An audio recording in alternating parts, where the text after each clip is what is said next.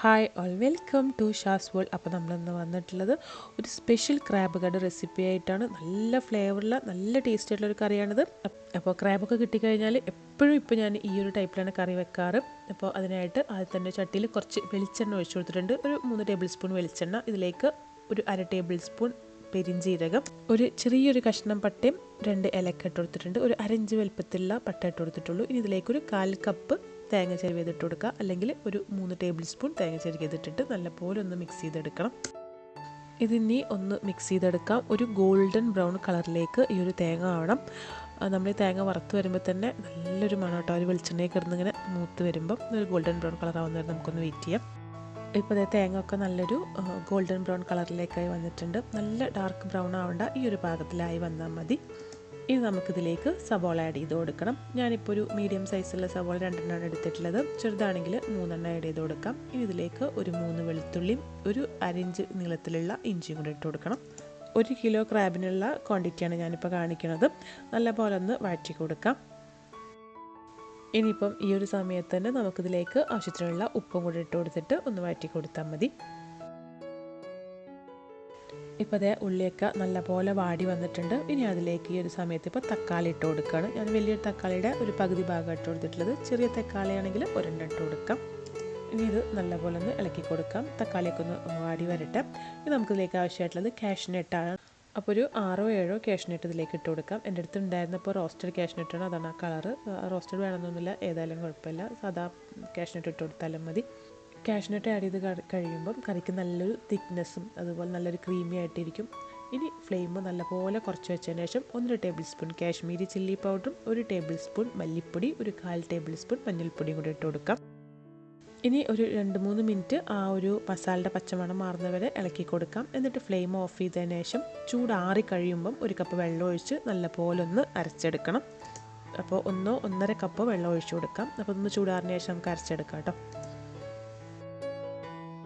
ഇപ്പോൾ അത് മസാലയൊക്കെ ചൂടാറിന് ശേഷം നല്ലപോലെ അരച്ചെടുത്തിട്ട് ഇതിലേക്ക് ഒഴിച്ചു കൊടുത്തിട്ടുണ്ട്. ഒരു 1/2 കപ്പും കൂടെ വെള്ളം മിക്സർ ജാറിൽ ഒഴിച്ചിട്ട് ഒന്നും കൂടെ ഒന്ന് അതിലേക്ക് തന്നെ ഒഴിച്ചു കൊടുക്കുകയാണ്. ഇനി ഇത് നല്ലപോലെ ഒന്ന് ഇളക്കി കൊടുക്കാം. നമുക്ക് എത്രത്തോളം ഗ്രേവി വേണം അതിനനുസരിച്ച് വെള്ളം ഒഴിച്ചു കൊടുത്താൽ മതി. ഈ ഒരു സമയത്ത് ഒരുപാട് കട്ടിക്കിരിക്കരുത് ഈ ഒരു കറി. നല്ലപോലെ ഒന്ന് ഇളക്കി കൊടുത്തിട്ടുണ്ട്. ഇനി കറി നല്ലപോലെ ഒന്ന് തിളച്ച് വരണം. ഇടയ്ക്ക് നമ്മളൊന്ന് ഇളക്കി കൊടുക്കുന്നത് നല്ലതാണ് കേട്ടോ. ഇനിയിപ്പോൾ അതേ കറിയൊക്കെ നല്ലപോലെ തിളച്ച് വരുന്ന സമയത്ത് നമുക്കിതിലേക്ക് നമ്മൾ കഴുകി വൃത്തിയാക്കി വെച്ചിട്ടുള്ള ആ ഒരു ക്രാബ് ഇട്ട് കൊടുക്കണം. ഞാനിപ്പോൾ ഏകദേശം 1 കിലോ ക്രാബാണ് എടുത്തിട്ടുള്ളത്. അപ്പോൾ ആ ക്രാബ് കഴുകി വൃത്തിയാക്കി വെള്ളമൊക്കെ വാർത്തെടുത്തിട്ടുള്ളത് ഇതിലേക്ക് ഇട്ട് കൊടുക്കാം.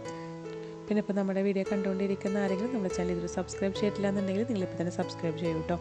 അതുപോലെ നിങ്ങൾക്ക് നമ്മുടെ റെസിപ്പീസൊക്കെ ഇഷ്ടപ്പെടുകയാണെങ്കിൽ നിങ്ങളൊന്ന് ലൈക്ക് ചെയ്യുക, ഷെയർ ചെയ്യുക. നിങ്ങളുടെ അഭിപ്രായങ്ങളൊക്കെ നമ്മൾ കമൻറ്റ് ബോക്സിലൊന്ന് എഴുതി അറിയിക്കുകയും കൂടി ചെയ്യുക കേട്ടോ.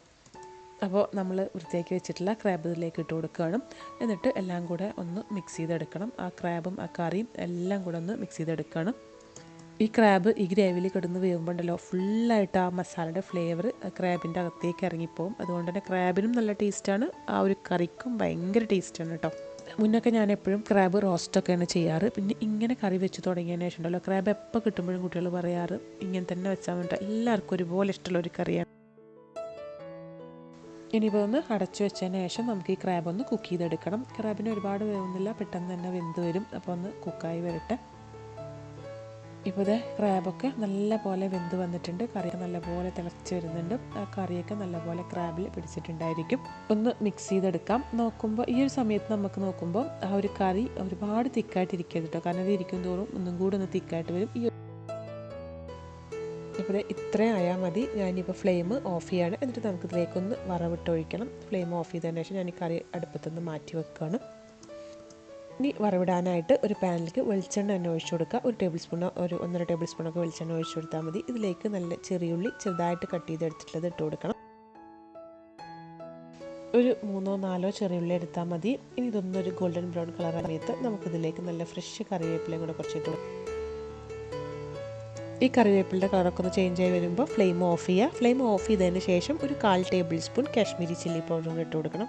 എന്നിട്ട് നമുക്കിത് നമ്മൾ നേരത്തെ റെഡിയാക്കി വെച്ചിട്ടുള്ള ആ ഒരു കറിയിലേക്ക് ഒഴിച്ചു കൊടുക്കാം. നല്ല ടേസ്റ്റി ആയിട്ടുള്ള നല്ലൊരു ക്രാബ് കറിയാണിത്. നല്ല ചോറിൻ്റെ കൂടെ, അപ്പത്തിൻ്റെ, ചപ്പാത്തി, പുട്ട്, പൊറോട്ട എല്ലാത്തിൻ്റെ കോമ്പിനേഷനാണ്. അപ്പോൾ ഇതൊന്ന് ഇതിലേക്ക് ഒഴിച്ചു കൊടുത്തതിന് ശേഷം നല്ല പോലെ ഒന്ന് മിക്സ് ചെയ്തിട്ട് അടച്ചു വെച്ചിട്ട് കുറച്ച് സമയം കഴിഞ്ഞ് എടുക്കുമ്പം ഒന്നും കൂടി ടേസ്റ്റ് ആയിരിക്കും. ഇതിപ്പോൾ കഴിക്കാൻ തന്നെ നല്ല ടേസ്റ്റാണ്.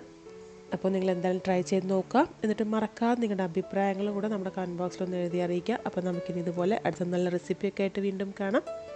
അതുവരേക്കും ബൈ.